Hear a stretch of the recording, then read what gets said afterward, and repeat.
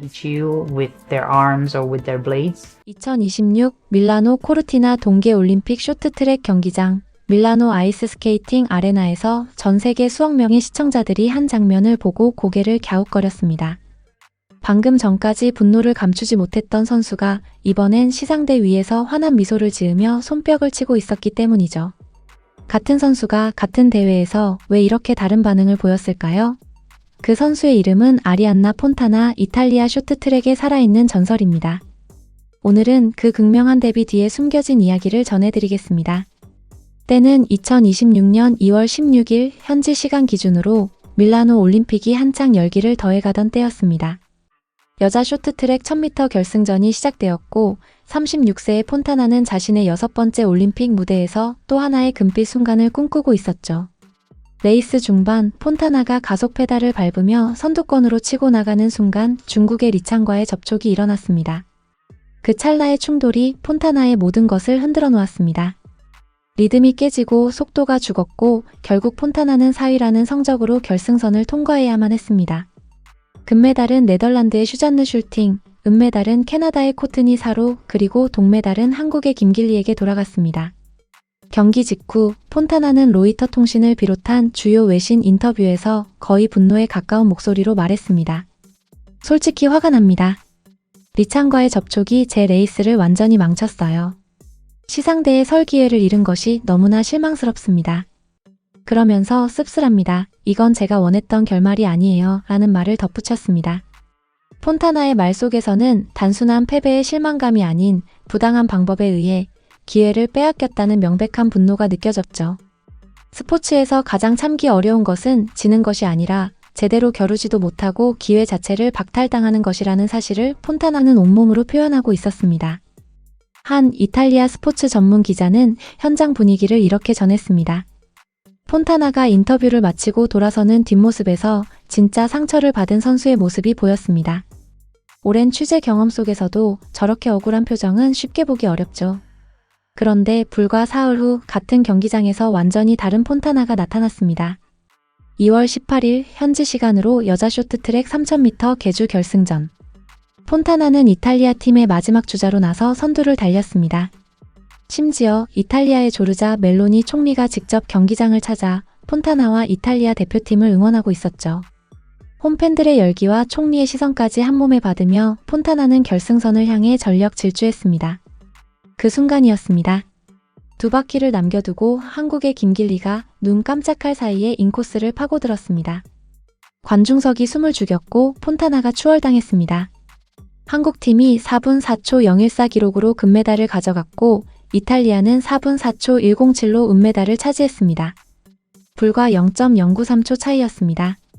홈팬들은 아쉬운 탄성을 내질렀습니다. 그런데 정작 당사자 폰타나의 반응은 달랐습니다. 그는 무너지지 않았습니다. 억울해하지도 않았습니다. 경기 직후 인터뷰에서 폰타나는 이렇게 말했습니다. 꿈 같습니다. 비록 금메달을 원했지만 오늘 이 은메달은 정말 꿈이 이루어진 것 같아요.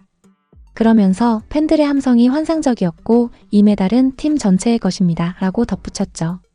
시상대에 오른 폰타나는 금메달을 목에 걸고 태극기를 바라보며 환한 미소와 함께 진심 어린 박수를 보냈습니다. 그 모습이 전 세계로 중계되었고 수억 명의 시청자들이 놀랐습니다. 사흘 전 분노했던 바로 그 선수가 맞나 싶었을 정도였죠. 이 상반된 반응의 차이를 이해하려면 폰타나라는 선수를 좀 더 깊이 들여다봐야 합니다.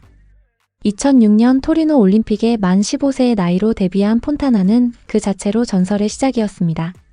당시 최연소 이탈리아 동계올림픽 메달리스트가 된 그녀는 이후 밴쿠버, 소치, 평창, 베이징, 그리고 이번 밀라노까지 6대회 연속 메달을 따낸 살아있는 기록입니다. 3000m 계주 은메달을 획득하면서 폰타나의 올림픽 메달 수는 총 14개, 금메달 3개, 은메달 6개, 동메달 5개가 되었습니다. 이로써 그는 1936년 베를린 올림픽부터 1956년 멜버른 올림픽까지 펜싱 선수로 금메달 6개를 포함해 13개의 메달을 거머쥔 에도아르도 만자로티의 기록을 넘어 이탈리아 역사상 동계와 하계를 통틀어 가장 많은 올림픽 메달을 보유한 선수가 되었습니다. 경기 후 인터뷰에서 폰타나는 이렇게 말했습니다. 2006년 토리노가 나의 데뷔 파티였다면 2026년 밀라노는 나의 홈커밍 파티와 같습니다. 이 말 한마디가 많은 것을 설명해 줍니다.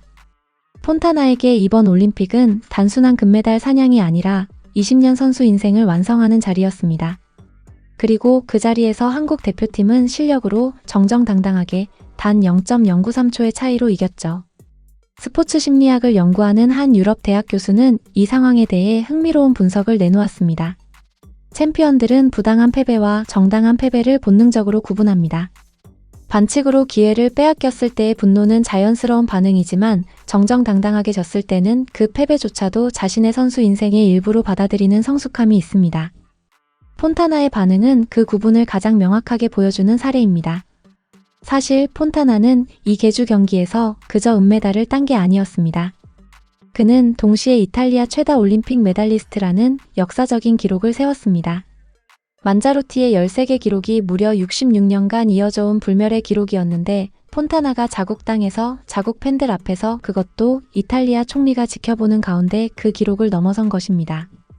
이 사실을 아는 관중들이 폰타나에게 뜨거운 박수를 보냈고 폰타나는 그 박수 속에서 눈물을 글썽이며 한국팀을 향해서도 진심으로 손뼉을 쳤습니다.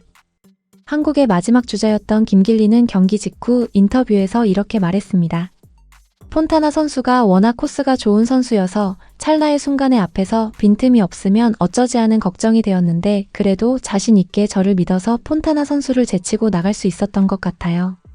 22살의 김길리가 36세의 전설을 추월하는 순간은 단순한 역전극이 아니라 쇼트트랙 역사의 한 페이지가 쓰이는 장면이었습니다. 최민정은 금메달을 목에 걸고 이렇게 말했습니다. 여자 계주는 한국인으로서 기대와 책임감이 있습니다. 그래서 이번에도 잘 해내고 싶었습니다. 2022년 베이징에서 은메달에 그쳤던 아픔을 딛고 8년 만에 탈환한 금메달이었습니다. 최민정은 이번 계주 금메달로 올림픽 통산 6개째 메달을 획득하며 한국 여자 선수 동계올림픽 최다 메달 기록에 공동 1위로 이름을 올렸습니다. 다시 폰타나 이야기로 돌아오겠습니다.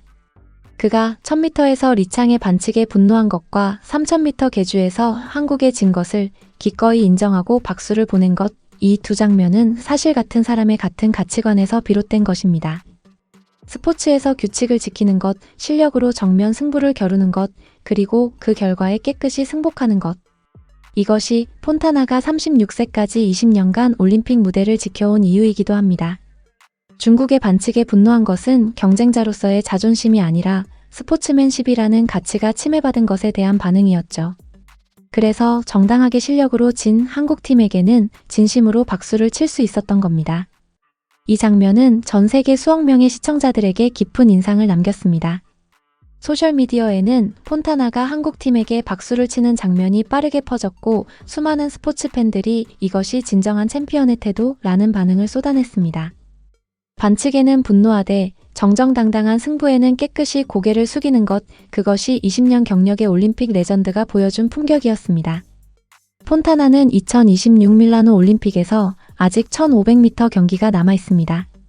이 경기에서 메달을 추가한다면 노르웨이의 마리트 비에르겐이 보유한 동계올림픽 역대 최다 메달 15개 기록과 어깨를 나란히 할 수 있습니다.